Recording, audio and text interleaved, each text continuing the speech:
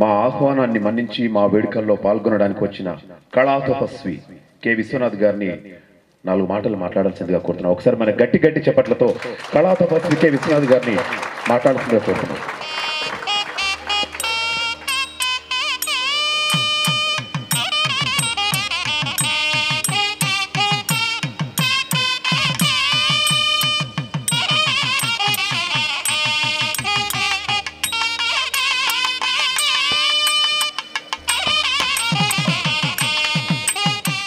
అందరికీ నమస్కారం. కూర్చుని మాట్లాడండి చాలా మర్యాదగా వాళ్ళు అంటున్నారు. ఒకసారి ఇదే మాట నేను కాళోజీరావు గారికి మేమిద్దరం ఒక స్టేజ్ పంచుకున్నప్పుడు, సార్ మీరు ఎందుకు సార్ నుంచి మైక్ దగ్గరికి వెళ్ళి మాట్లాడతారు, కూర్చునే మాట్లాడండి వాళ్ళు మైక్ ఇస్తారని అడిగాను నేను పక్కన ఊరుకోకుండా. కాదు నాయన, కూర్చుని మాట్లాడితే ఎంతసేపు మాట్లాడతానో నాకు తెలియదు, నుంచుని మాట్లాడితే కాసేపు అయిన తర్వాత కాళ్ళు నొప్పులు పుడతాయి, అప్పుడు ఈజీగా ఆపేయగలను, అందువల్ల అక్కడే మాట్లాడతారు. మాట్లాడేశారు, వచ్చి కూర్చున్నారు. కూర్చున్న తర్వాత సార్ మంచినీళ్ళు తాగండి, మంచినీళ్ళు ఇచ్చాను. పొద్దునైన ఈ తాగితే ఇంకో అవసరం వస్తుంది, ఏమో కావాల్సి వస్తుంది. అట్లాగా మా స్వాతి ముత్యంలో కమల్ హాసన్కు ఓ డైలాగ్ ఉంది. 2-3 సార్లు ఆ డైలాగ్ ఉపయోగించడం జరిగింది. నిజం చెప్పమంటావా అబద్ధం చెప్పమంటావా అనేది చాలా చోట్ల అడుగుతాడు అతను. కొన్ని సందర్భాల్లో నిజమే చెప్పు అనేటువంటి ఒక సమాధానం ఉంటుంది దాంట్లో, ఏ పాత్ర ద్వారా అయినా. అలాగే ఇవాళ నేను ఈ మైక్ ముందర నుంచొని నిజమే మాట్లాడతాను, ఇందులో సభా మర్యాద కోసం, అందరి చేత చప్పట్లు కొట్టించుకోవడానికి కోసం నేను పిచ్చి ప్రసంగం చేయదలుచుకో. అది ప్రసంగం అనే మాట కూడా తప్పు, ఆ మాట కూడా సరిగ్గా మాకు ప్రొనౌన్స్ చేయటం కూడా రాదు. నేను అనేక సందర్భాల్లో, అనేక సభల్లో అనేక మంది పాడటం నేను విన్నాను, చూశాను, ఆనందించాను. ఇవాళ ప్రత్యేకంగా ఇవాళ జరిగినటువంటి ఈ సంగీత కార్యక్రమం అది చెప్పడానికి వీలైన ఆనందాన్ని కలిగించింది, నాకు గొప్ప అనుభూతి కలిగింది. దీనివల్ల ఇక్కడ ఉన్నవాళ్ళు ఎవరైనా కనుక ఈ కచేరీ తర్వాత మనం ఏమైనా కనుక గ్రహించదలుచుకుంటే, వాళ్ళు ఎంత బాగా పాడారనే దానికన్నా దాని వెనక ఎంత వేదాంతపరమైన అర్థం ఉందో ఒక్కసారి తెలుసుకుంటే ఎంత మంచిదో అనిపిస్తోంది. వాళ్ళు నన్ను చూడలేరు, నేను ఎక్కడ కూర్చున్నానో కూడా తెలియదు.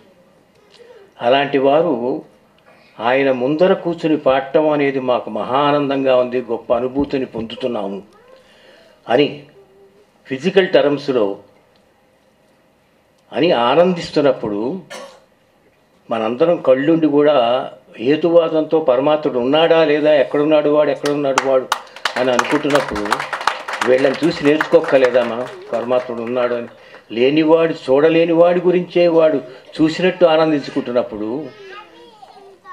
మనం కళ్ళుండి ఏమిటి ప్రయోజనం అనిపించింది నాకు.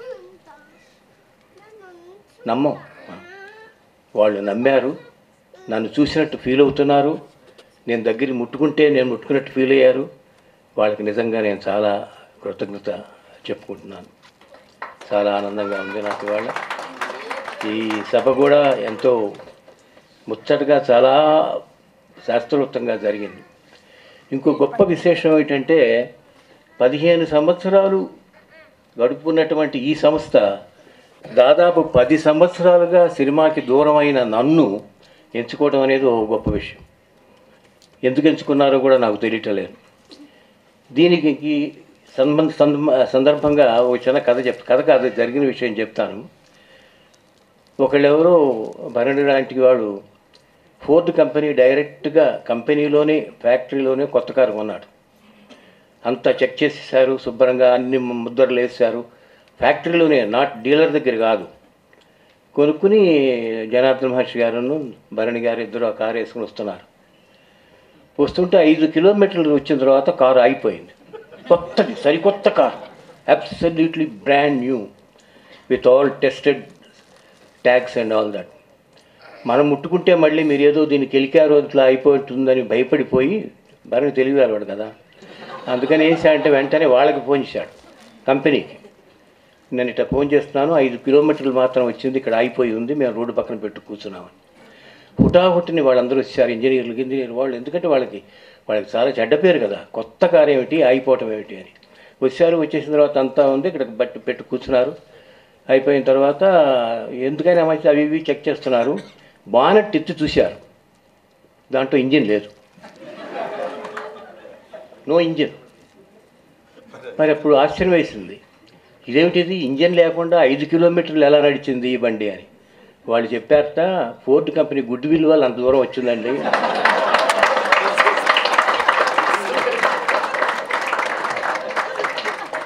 రాగలిగింది.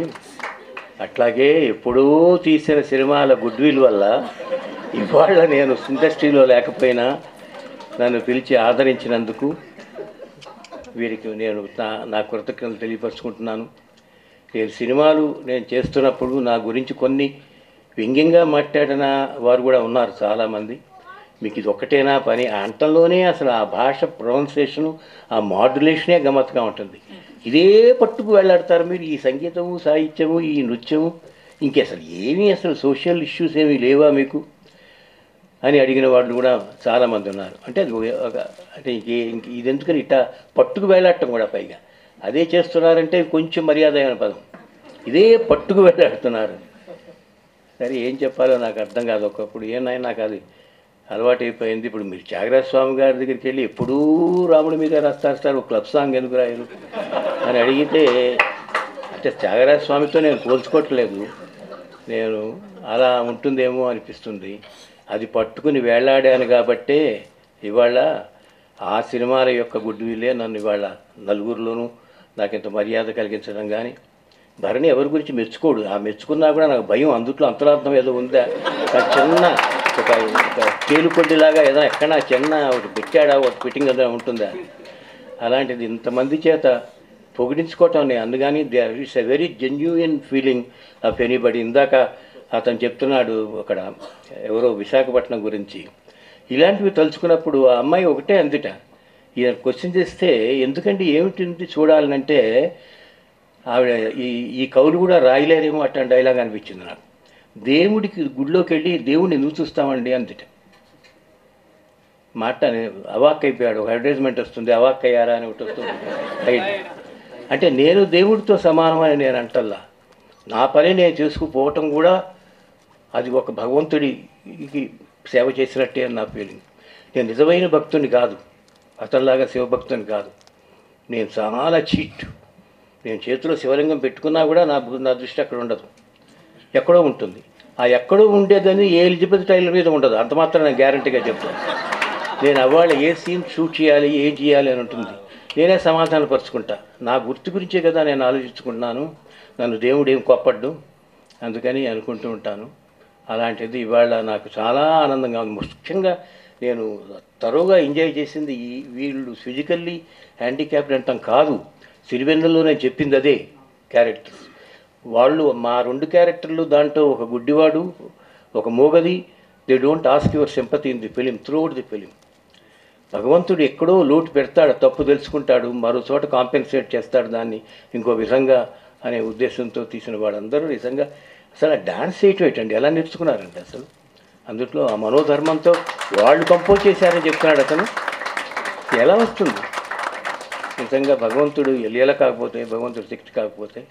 సో వారందరినీ నేను అభినందించట్లేదు, వారికి పాదాభివందనం చేసుకుంటున్నాను. వాళ్ళలో నేను దేవుళ్ళని చూస్తున్నాను. నేను అలాగే మహాతల్లి ఎవరో ఆవిడ గారు వచ్చారు, వాళ్ళందరినీ పోషిస్తూ వాళ్ళ సంస్థ నడుపుతున్నారన్నారు, ఆవిడకి కూడా నా నమస్కారాలు. మీ అందరికి కూడా ఇంత ఓపికగా విన్నారు చూసారా, ఆపేయాలనిపిస్తుంది, ఎందుకంటే కాళ్ళు నొప్పులు పుడుతున్నాయి.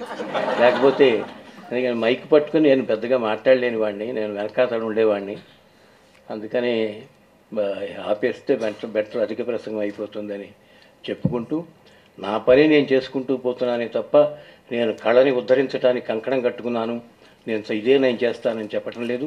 నా జీవితాంతం వరకు ఇదే పట్టుకుని వేలాడతాను, ఇట్లా వేలాడి అలాగే వెళ్ళిపోతాను, అది మాత్రం గ్యారంటీ. నేను దీంట్లోంచి మారలేను. ఈ సంగీత సాహిత్యాలు ఇవే నాకు ప్రాణవాయువులు, అందుకని అది చెప్పుకుంటూ మీ అందరి దగ్గర సెలవు తీసుకుంటున్నాను.